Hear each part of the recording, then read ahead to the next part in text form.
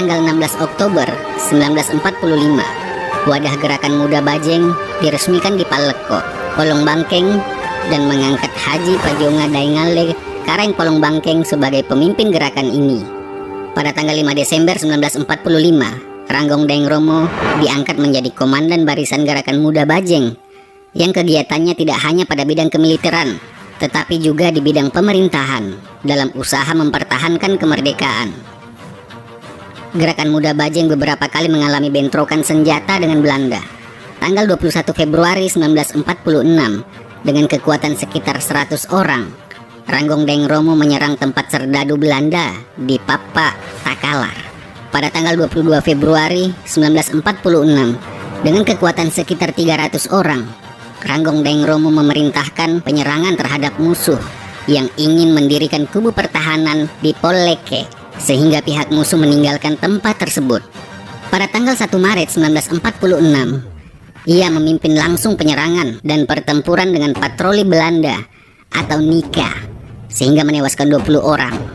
Tanggal 7 Maret 1946, memerintahkan penyerangan terhadap kubu pertahanan musuh di Papu Takalar. Selanjutnya pada tanggal 13 Maret 1946, beliau memerintahkan penyerangan terhadap kubu pertahanan musuh di Boto, Lumpang. Walaupun hanya dengan kekuatan 50 orang, pertempuran dapat berlangsung selama 2 hari. Karena sebagian gerakan muda Bajeng telah tertawan, seperti Haji Madiana Daeng Ngitung, Fakhrudin Daeng Romo, dan Samsudin Daeng Ngerang, sebagian lainnya sudah melarikan diri dari Polong Bangkeng. Bahkan ada di antaranya sudah memihak kepada Nika. Atas ide dari Ranggong Daeng Romo, maka pada tanggal 2 April 1946, Gerakan Muda Bajeng diubah menjadi Laskar Lipang Bajeng, dan Ranggong Daeng Romo diangkat menjadi pemimpin tertinggi. Daerah perjuangan Laskar Lipang Bajeng makin bertambah luas menjadi wilayah Goa. Pada tanggal 27 April 1946, Ranggong Daeng Romo memerintahkan penyerangan terhadap pos serdadu Belanda di Malolo dan berhasil menewaskan pasukan musuh sebanyak 5 orang.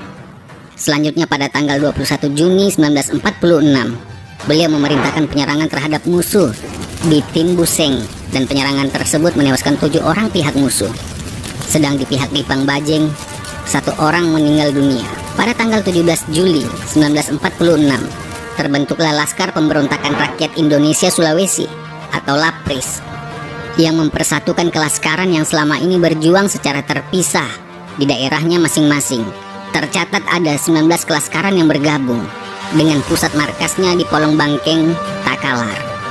Dengan terbentuknya LAPRIS, maka langkah pertama yang diambil oleh Panglima LAPRIS, Ranggong Daeng Romo, adalah penyempurnaan organisasi kekuatan bersenjata dengan cara membentuk pasukan tempur khusus yang mampu bergerak cepat dalam usaha mengacaukan setiap langkah Nika, terutama untuk operasi militer secara besar-besaran.